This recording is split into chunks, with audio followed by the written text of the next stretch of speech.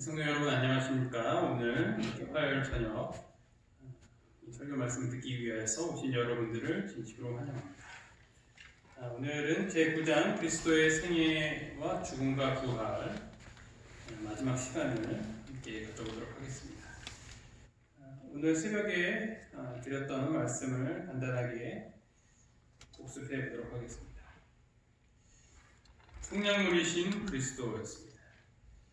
그리스도의 죽으심은 인류에 대한 하나님의 소유권을 확증하였습니다. 당신의 죽으심을 통하여 그리스도는 죄의 권세를 깨뜨리셨고 영적인 포로 생활의 종지부를 찍으셨고 율법의 정죄와 저주를 제거하셨고 모든 회개하는 죄인들이 영생을 얻을 수 있도록 하셨습니다.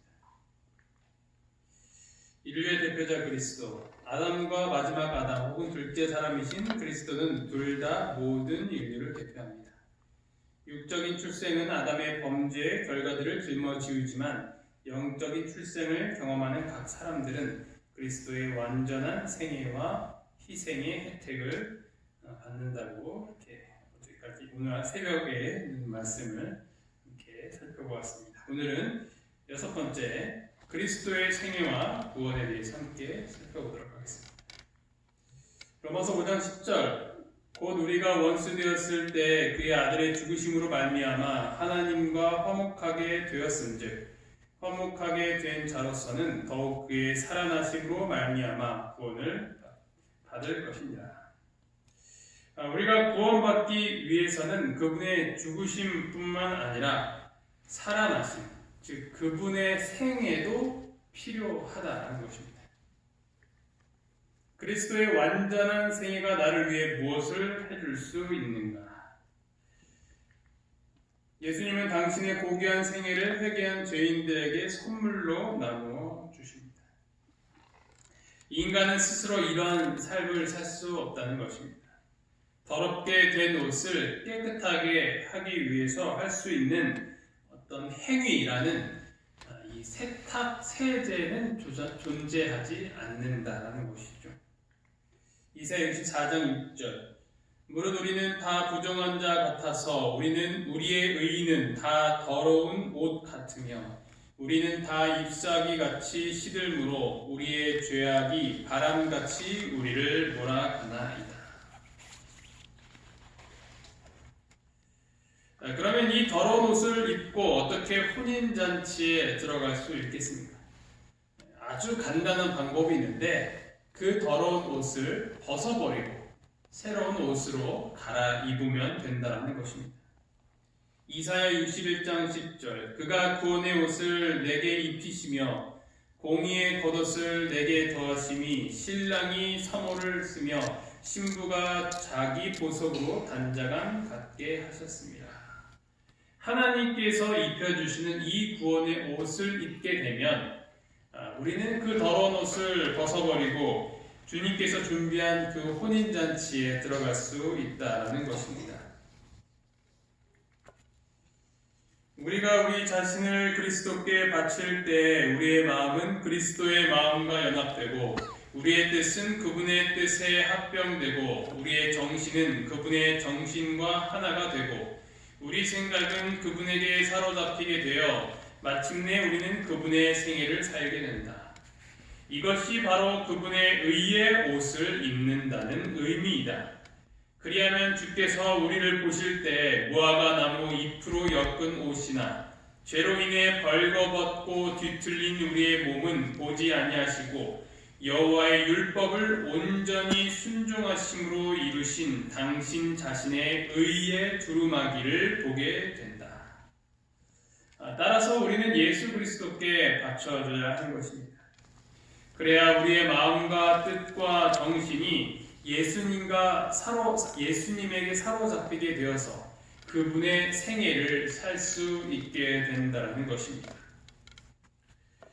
구원이란 믿음으로 말미암아 의롭게 되고 거룩한 삶을 살게 되는 것을 말합니다. 믿음으로 말미암아 의롭게 되는 것을 칭의라고 하고 믿음으로 말미암아 거룩한 삶을 살게 되는 것을 성화라고 합니다. 이 둘은 다른 것이 아니라 하나입니다. 구분되는 것이 아니라 통일된 것입니다. 여기에는 나의 행위가 들어가 있지 않습니다. 구원을 받으면 저절로 그렇게 살 수 있게 된다는 것이 성경의 약속인 것입니다. 그것은 사람마다 어떤 변화의 속도는 있을 수 있겠지만 구원의 유무의 차이는 있지 않다는 것입니다. 따라서 구원에 이르게 하는 진정한 믿음은 우리를 성화의 삶으로 인도하는 믿음인 것입니다. 그 옷을 하나님께서 입혀주신다는 것입니다. 의인은 옳은 일을 하는 것을 의미한다. 모든 사람은 자기의 행위로서 심판을 받게 될 것이다. 우리의 품성은 우리의 행위로 나타난다. 우리의 행위는 우리의 믿음이 진실된 여부를 보여준다. 그래서 이 믿음과 행위는 하나라는 말은 바로 이것 때문입니다. 진정한 믿음은 거룩한 삶을 낳게 한다는 것입니다. 거짓된 믿음은 그의 삶을 변화시켜주지 못한다는 것입니다. 그것이 진정한 믿음이요, 그 믿음을 갖고 있을 때 우리는 구원을 받을 수 있다는 것입니다. 부활하신 그리스도의 중보 봉사는 용서와 옷입힘이라는 이중의 목적이 있다. 사형수가 특별 사면을 받고 교도소에서 풀려났다고 가정을 해봅시다. 그런데 그가 다시 이전의 삶을 반복한다면 어떻게 될까요? 여전히 돈을 위해 강도, 사기를 저지르고 쾌락을 위해 마약을 하고 심지어 살인까지 하게 된다면 그는 어떻게 될까요? 그는 다시 그 교도소로 들어가야 하는 것입니다. 그가 용서를 받았다면 전혀 다른 삶을 살아야 하는 것이 마땅한 것입니다. 그리스도의 구원도 마찬가지입니다. 우리는 죄의 감옥에서 풀려나는 것 그 이상의 삶이 필요합니다. 우리는 왕의 가족으로 입양될 필요가 있다는 것입니다. 가진 것도 없고 아는 사람도 없고 능력도 없던 이 사형수가 출소한 다음에 확인해 보니까 자기가 왕의 아들이라는 것이죠. 갑자기 왕자가 된 것입니다. 가장 큰 부자가 되었고 수많은 사람들이 자신을 좋아해주고 받들어주는 것입니다. 이거 해라 하면 이거 하고 저거 해라 하면 저거 하는 것입니다. 엄청난 능력이 생기게 된 것입니다. 이것이 바로 구원인 것입니다. 예수님께서 십자가에 달려 돌아가신 목적은 우리를 용서하기 위함뿐만 아니라 그분의 옷을 입혀주기 위함이었습니다. 즉 그의 죽으심과 그분의 생애를 우리의 삶 가운데로 적용시키는 것입니다. 예수님께서 십자가에서 다 이루었다라는 선언은 완전한 희생뿐만 아니라 완전한 생애도 완성되었다는 것을 보여줍니다. 그분의 완전한 희생은 칭의를 낳았고 그분의 완전한 생애는 우리를 성화로 이끄시는 것입니다. 오늘 우리 모두가 그분의 삶을 살 수 있다는 이 약속의 말씀을 기억하는 저녁이 되기를 간절히 바랍니다. 그리고 그분의 삶을 살 수 있는 믿음을 달라고 기도하는 오늘 이 시간이 되기를 간절히 바랍니다.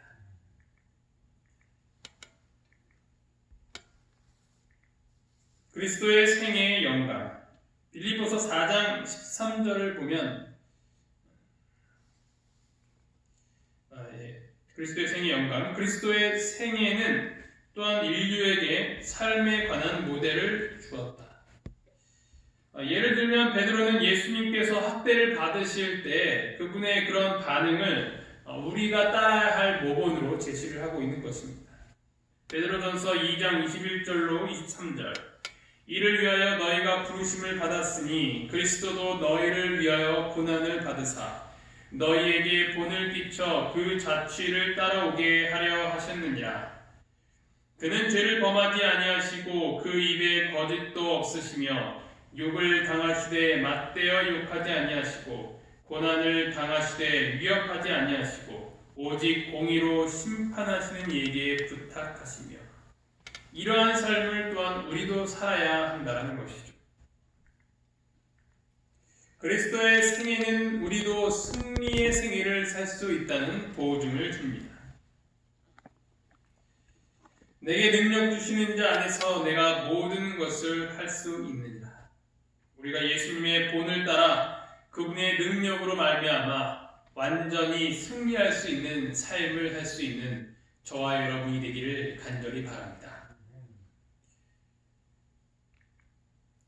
그리스도의 부활과 구원, 그리스도의 죽으심과 생애, 그리고 그분의 부활 또한 그리스도인에게 있어서 필수적인 믿음입니다. 그리스도의 부활은 굉장히 중요한 것이다. 고린도전서 15장 14절 17절에 있는 말씀입니다.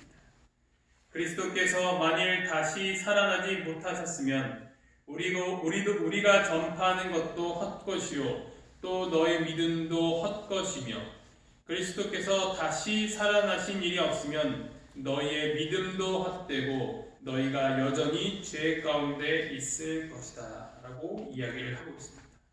이 부활이라는 이 믿음이 없다면 다 헛것이라는 것이죠. 따라서 이 부활의 믿음은 굉장히 중요합니다. 이 교리가 무너지면 예수님의 복음에서 중요한 다른 모든 것들도 무너지게 되는 것입니다. 그리스도께서 현재 수행하고 계시는 봉사는 당신의 죽음과 부활의 그 뿌리를 두고 있다. 갈바리에서 속죄의 죽음이 충분하고 또 완전하였더라도 부활이 없었다면 우리는 예수님께서 당신의 사명을 완수하셨다는 그 보증을 얻지 못했을 것입니다. 그분이 부활하셨다는 사실은 그리스도 안에 있는 영생에 대한 하나님의 약속의 진실성을 이야기해 주는 것입니다. 그분의 부활하심을 다시 한번 기억하며 우리가 죽은 이후에도 그분의 생명을 얻고 다시 살아날 수 있다는 사실을 기억하시기 바랍니다. 그리스도의 구원하시는 봉사의 결과죠. 그리스도의 구속의 봉사는 인류뿐 아니라 전 우주에 아주 좋은 영향을 끼치게 됩니다. 우주 전체의 화목. 바울은 교회 안에서와 교회를 통한 그리스도의 구원의 중대성을 이렇게 드러내고 있습니다. 에베소서 3장 10절. 이는 이제 교회로 말미암아 하늘에 있는 통치자들과 권세자들에게 하나님의 각종 지혜를 알게 하려 하심이니. 골로새서 1장 20절. 그의 십자가의 피로 화평을 이루사 만물 곧 땅에 있는 것들이나 하늘에 있는 것들이 그로 말미암아 자기와 화목하게 되기를 기뻐하심이라. 바울은 화목의 놀라운 결과를 이렇게 표현하고 있습니다.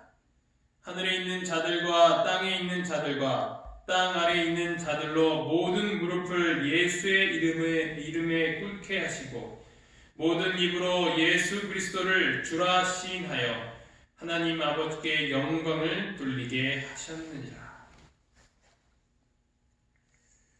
또한 하나님의 율법에 대한 옹호를 이 교훈을 낳게 됩니다. 그리스도의 완전한 속죄의 희생은 하나님의 은혜스러운 품성뿐 아니라 그분의 거룩한 율법의 공의와 선함 혹은 의를 확인시켜 줍니다. 그리스도의 죽음과 속량은 율법의 요구, 곧 죄는 처벌을 받아야 한다는 그 요구를 만족시켰으며 당신의 은혜와 자비를 통하여 회개하는 죄인을 의롭게 하셨습니다. 그 다음은 칭의입니다. 화목은 용서를 받아들였을 때만 이루어집니다. 이 화목의 사실을 받아들이게 되면 하나님과의 화목이라는 즉석의 열매를 맺는 무한히 소중한 칭의의 선물을 하나님께로부터 받게 될 것입니다. 행함으로 말미암는 구원의 무익성을 또한 알려줍니다. 하나님의 화목의 봉사는 율법의 행위로 구원을 얻으려 늘 인간의 노력이 헛됨을 드러내줍니다. 하나님의 은혜에 대한 통찰은 그리스도를 믿는 믿음을 통하여 얻을 수 있는 의롭게 해주는 의를 받아들이도록 이끌어줍니다. 용서를 경험한 사람은 우리가 기쁨으로 하나님께 순종하게 되는 것입니다. 그러나 이 행위는 구원의 근거가 아니라 그 열매가 되는 것입니다. 이것이 바로 믿음으로 말미암는 의의 중요한 교리라는 것입니다. 우리가 행위를 통하여서 구원을 얻는 것이 아니라 믿음으로 말미암아 구원을 받게 되고 그 구원을 받은 자는 기쁨으로 순종하며 그분의 말씀에 따르는 삶을 살게 된다는 것입니다. 이것이 믿음으로 말미암는 칭의와 성화의 과정인 것입니다. 또 이에 대한 자세한 내용은 다음 시간에 그리스도인의 구원에 대한 교리를 통하여서 함께 살펴보도록 하겠습니다. 하나님과의 새로운 관계를 이끕니다. 그리스도의 완전한 순종의 생애, 그분의 의, 그리고 그분의 죽음을 값없이 선물로 제공하는 하나님의 은혜를 경험하는 것은 하나님과의 더 깊은 관계로 이끌게 되는 것입니다. 감사, 찬양, 그리고 기쁨이 우러나게 되고 순종하는 것이 즐거운 것이 됩니다. 말씀 연구는 이 세상 어떤 공부보다도 더 재미있는 학문이 되는 것입니다. 왜냐하면 우리가 그 구원을 통하여서 하나님과 더 깊은 관계로 나아가기 때문입니다. 내가 정말 사랑하고 또 감사하는 분과 갖게 되는 그 시간은 다른 어떤 시간보다도 더 유익하고 행복한 시간이 될 수 있다는 것이죠. 하나님의 은혜를 이해하면 우리가 얼마나 복받은 사람인지를 더욱 느끼게 될 것입니다.